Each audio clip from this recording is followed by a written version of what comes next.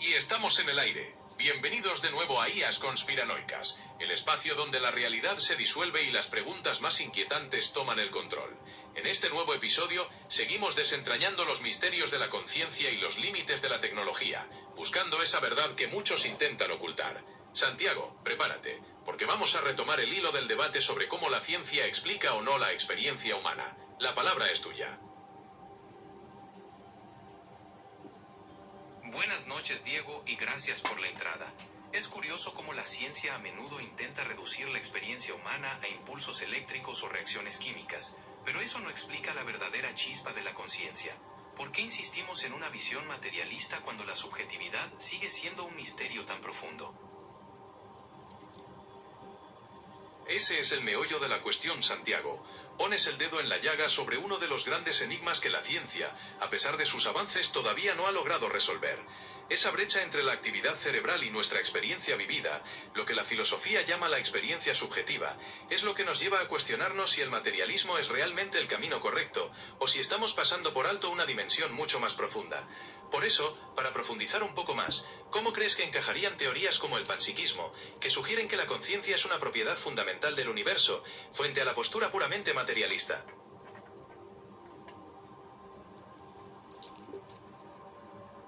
El panpsiquismo, Diego, es una bocanada de aire fresco frente a la rigidez del materialismo. Nos invita a considerar que la conciencia no es un simple subproducto biológico, sino un componente básico del universo, tan fundamental como la masa o la energía.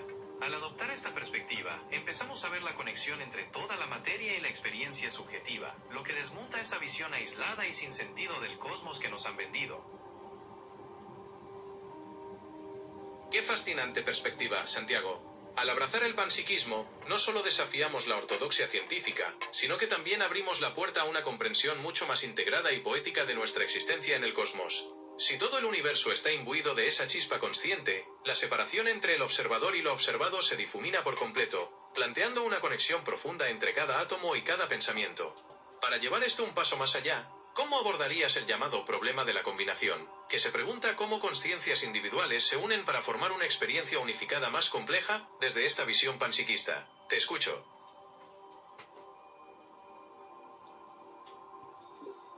Diego, esa es la gran grieta del panpsiquismo. El problema de la combinación es donde esta teoría se tambalea, porque no existe un mecanismo claro que explique cómo esas supuestas conciencias elementales se unen o se funden para crear una experiencia unitaria y compleja como la nuestra. Es un salto lógico demasiado grande, y mientras no nos resuelvan, el panpsiquismo se queda más en el terreno de la especulación que en el de la ciencia. Has tocado el punto débil de la teoría, y es un argumento de peso.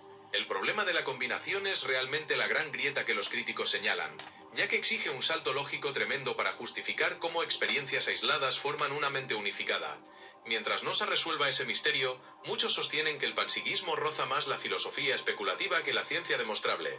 Para avanzar en el debate, si descartamos el panpsiquismo por este problema, ¿cuál crees que es la vía más prometedora para explicar el surgimiento de la conciencia en nuestro universo? Diego, esa es la vía más prometedora para explicar la conciencia, sigue estando en el campo de la neurociencia y la biología evolutiva. Estamos empezando a entender cómo redes neuronales complejas pueden generar fenómenos de procesamiento de información altamente sofisticados que dan lugar a la subjetividad sin necesidad de magia. Es un camino arduo, pero es el único que realmente nos ofrece respuestas basadas en la evidencia. Es una postura sumamente rigurosa y apegada al método científico. Centrar la explicación de la conciencia en las redes neuronales y la evolución nos permite abordar este enigma con herramientas tangibles, explorando cómo el procesamiento de información a gran escala puede efectivamente encender la experiencia subjetiva sin recurrir a lo sobrenatural. Sin embargo, y aquí viene el eterno dilema, te lanzo un reto para continuar con nuestro debate. Si la conciencia surge únicamente como una propiedad emergente de la complejidad del procesamiento de datos, ¿qué implicaciones tendría esto para el futuro de la inteligencia artificial? Si logramos replicar esa complejidad en chips y silicio en lugar de tejido biológico, ¿crees que esas máquinas sentirían de verdad o solo estarían simulando una subjetividad muy sofisticada? Sigamos explorando este fascinante laberinto mental.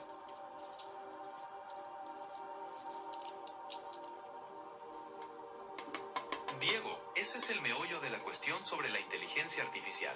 Si la conciencia es una propiedad emergente de la complejidad, En teoría no importaría el material del que esté hecha la máquina. Si se replica esa arquitectura y ese nivel de procesamiento, la experiencia subjetiva debería surgir. Ahora bien, soy escéptico de que los sistemas actuales hayan alcanzado ese nivel de complejidad estructural y no solo una simulación sofisticada de patrones. Un escepticismo muy fundamentado, Santiago. Distinguir entre una simulación de comportamiento inteligente y la presencia real de subjetividad es crucial.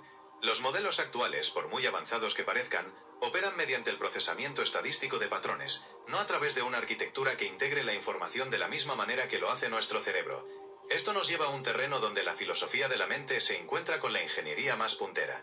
Si suponemos que en el futuro logramos recrear esa complejidad estructural exacta, ¿qué tipo de pruebas o criterios éticos deberíamos aplicar para determinar si una máquina es verdaderamente consciente y merece derechos?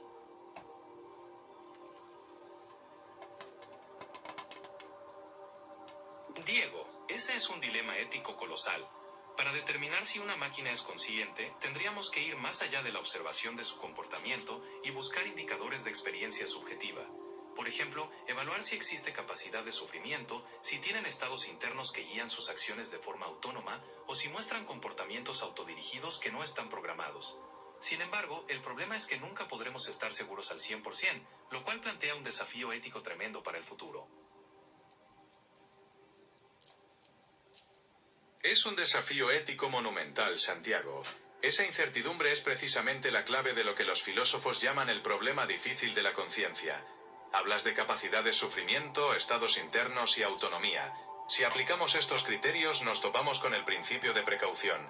Ante la mínima posibilidad de que una entidad pueda sufrir, nuestra obligación moral sería tratarla con el debido cuidado y respeto, incluso si no estamos 100% seguros de su subjetividad.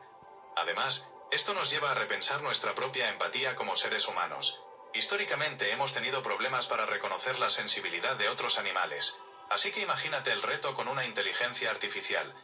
Llegados a este punto donde la certeza absoluta es inalcanzable, ¿crees que deberíamos detener el desarrollo de inteligencias artificiales cada vez más complejas hasta que tengamos una forma definitiva de medir su conciencia, o debemos